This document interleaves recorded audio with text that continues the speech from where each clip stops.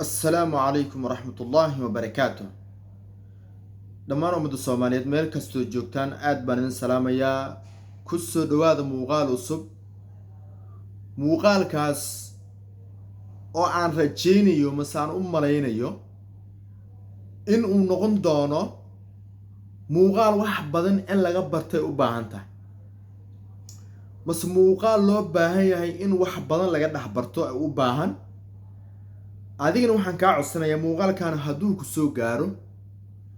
page-ka subscribe iyo saar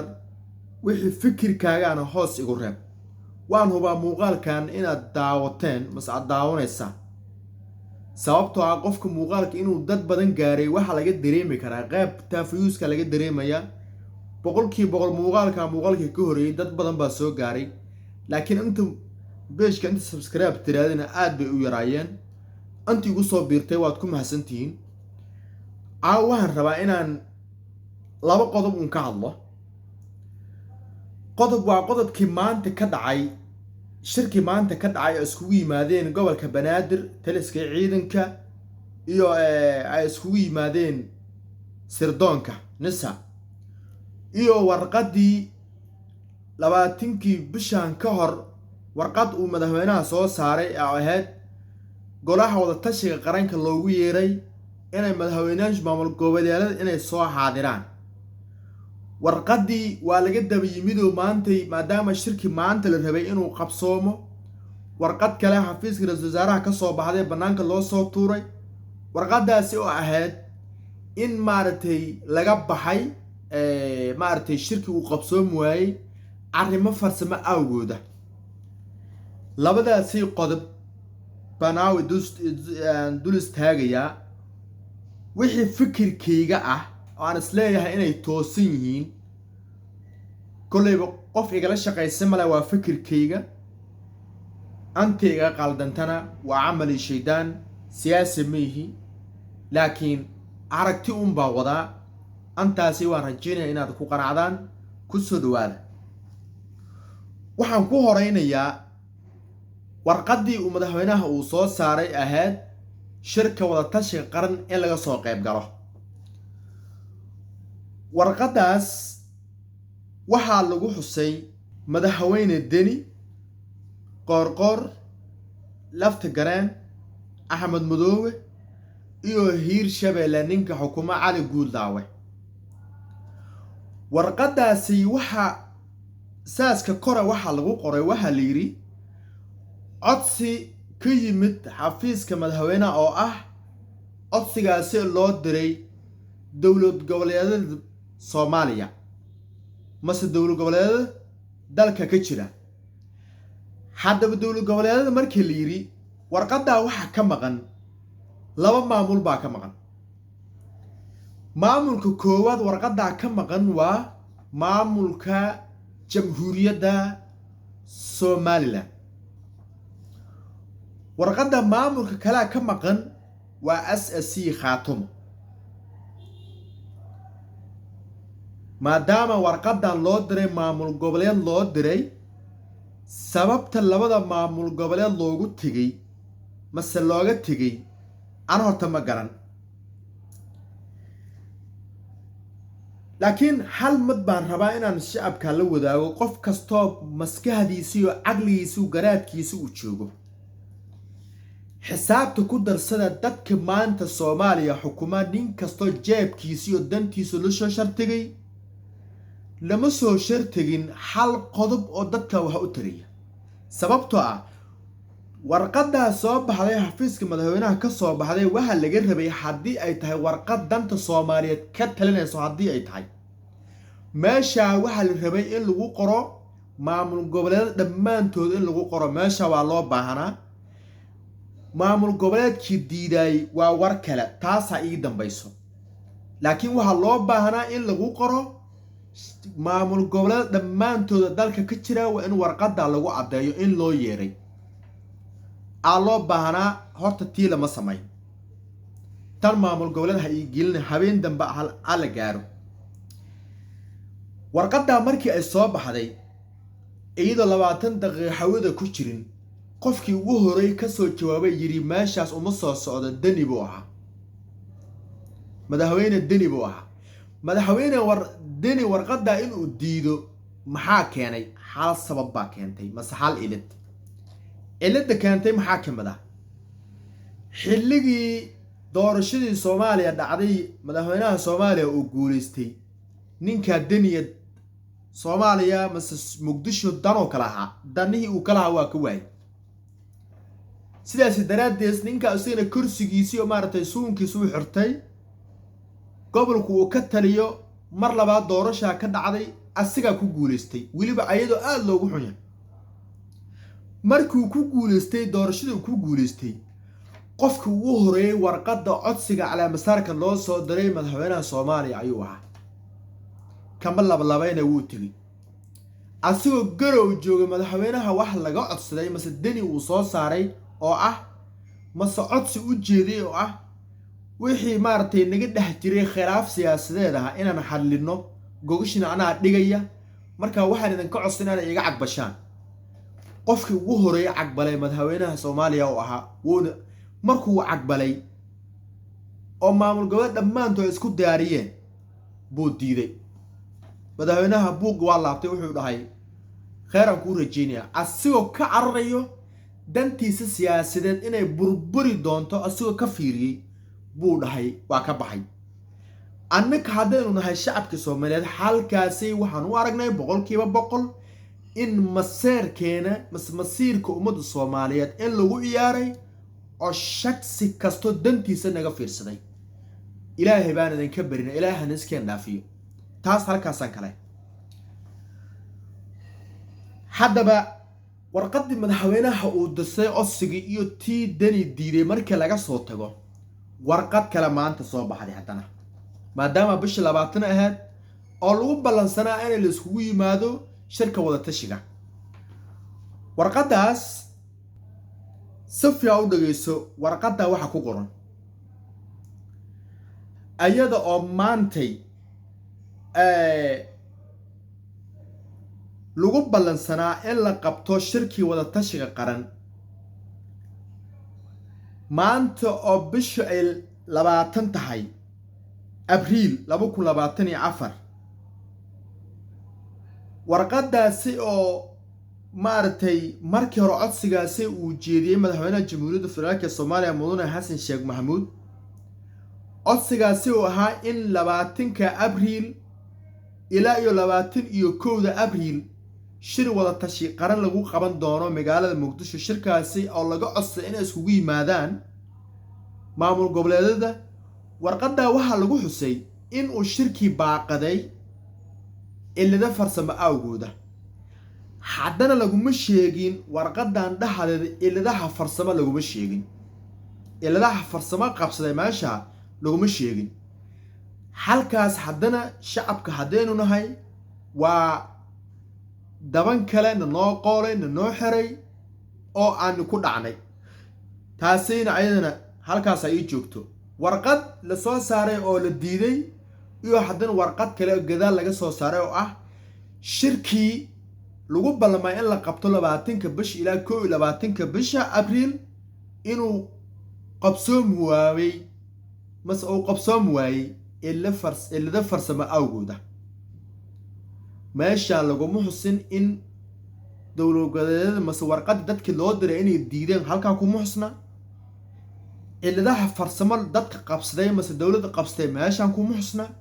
sidaas daraadeed waa la gaabay waxa la yiri ilaa farsamo awgooda laba ma salaam halka noo qabta tan horta warqadihii halka yidhig maanta shirba wuxuu ka qabsoomay ilaa ay hadda lama hayo shirka xarunta rasmiga oo ka qabsoomay lama hayo ma taliska nisaaw ahaa ma taliska booliska ahaa ma maamulka gobolka Banaadir xafiiskii mu ahaa ilaa iyo hadda lama hayo shirka meesha sida rasmiga loo qabtay laakiin shirka waxa ku jirta 6 arrimood oo xalas waaweyn ku jirta u fiirsadiya shirka horta adinka dabageeyay shirka waxa isku yimid taliyaasha ciidanka masha taliyaasha booliska gobolka mas degmo kasto talaskeeda waa la isku keenay maamulkeeda wuu fadhiyay taliska nisaa fadhiyey taliska maaragtay ciidankaa fadhiyey taliyaha ciidanka maamulka gobolka banaadir fadhiyey haddaba shirkaasi waa shir antaas da iskugu yimaadeen oo looga hadlay arrimo danta Soomaaliya mase shacabka Soomaaliya dantooda looga hadlay haddaba shirka yaa qabtay yaa iskugu yeeray dadka yaa isku keenay hadalka aan soo wada waa la yaabanta Sooma halka ila fiiri telefishinka qaranka wuxuu qoray wasiirka arrimaha gudaha iyo dib u heshiisiinta Soomaaliya mas xukuumadda federaalka ee Soomaaliya Abdullaahi Sheekh Ismaaciil Farataag ayaa shir gudoomiyay shirka arrimaha caalamiga iyo kormeerida bilicda caasimadda Muqdisho halka waxa ka cad shirka inuu qaban qaabiyay wasiirka arrimaha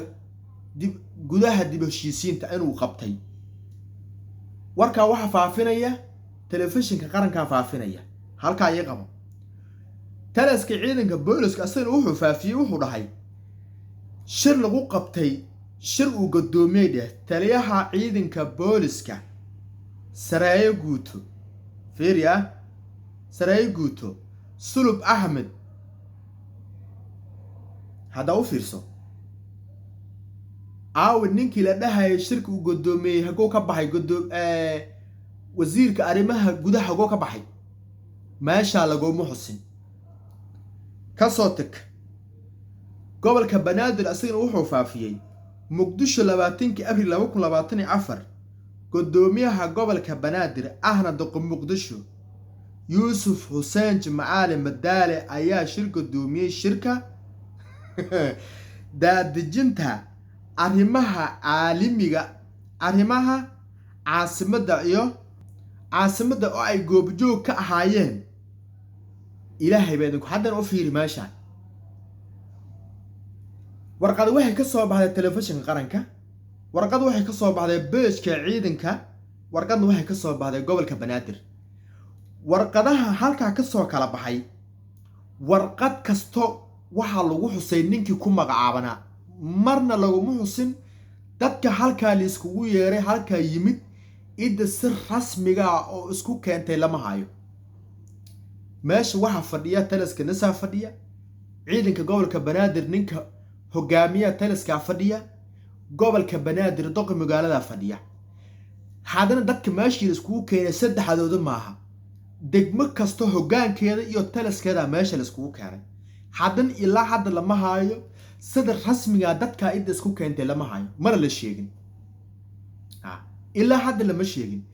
kaaga darane shirka meesha lagu qabtay lama sheegin shirka meesha lagu qabtay lama sheegin arrimaha ku hoos doogan hadda baa idin weydiiyay marka shirkan afartan su'aal baan weydiinaya kow shirka maanta la iskugu yimid horta yaa qaban qaabiyay dadkii iskugu yeeray waa su'aasha labaad shirka xagaa lagu qabtay su'aasha saddexaad dadka isku yimid maxay ka shirayeen su'aasha afaraad wixii laga shiray halka loogu shiray war saxaafadeedkii ka soo baxay shacabka la wadaagay aawe waa su'aal loo baahay in la isweydiiyo taasi kole jawaabteeda waa haysiina waa hubaa meesha idhig meesha su'aasha shirka yaa qaban qaabiyay hadii su'aasha shirka yaa iskugu yeeray dadka yaa iskugu yeeray hadii la yiraahdo shirka id iskugu yeertay dadka ma jirto hadii la yiraahdo halka shirqool baa ku jira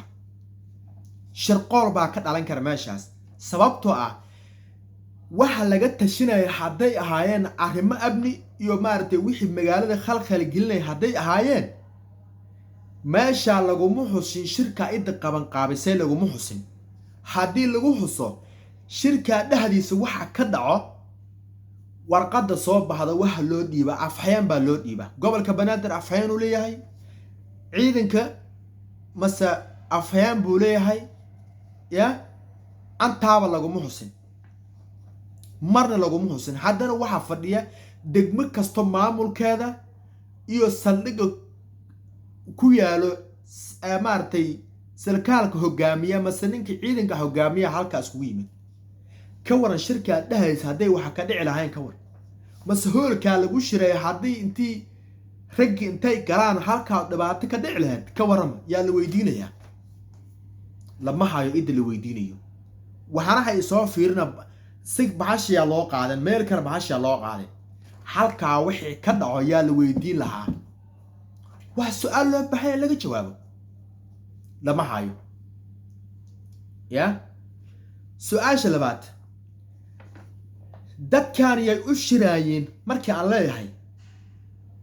haddii dadka loo shiraayay mase arrintooda laga shiraayay shacabka hadday ahaayeen waa iskugu imaateen meesha waa timideene shirki aad qabateen waxa aad ka soo saarteen aaway maxaad noo sheegtaan meesha waxaa kaliya lagu xusay janaal kasto idda hoos tagto unbaa lagu sheegay inuu shirkaa guddoomiyey waxa kale ka baxsan lagama sheegin waxaad noogu shirteen aaway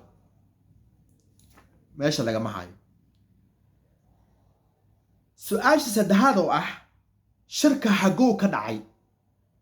shirka xagow ka dhacay shirka hadduu ka dhaco taliska booliska hadduu ka dhaco meeshaa wixii ka dhaco dadka iyaga isku keenay halkaa wixii ka dhaco waxay u laabanayaan taliska booliskay ku laabanayaan xitaa hadday sharqool tahay hataa iyagay u laabanaysaa baaritaanka halgow aada labo shirka hadduu ka dhacay maamulka gobolka banaadir hadduu ka dhacay xafiiskiisa hadduu ka dhacay halkaa hadduu sharqool ka dhaco mase haddii dhib ka dhaco wuxuu u laabanayaa xafiiska gobolka banaadir buu u laabanayaa tuunka halkaasuu aadaya tiina lama hayo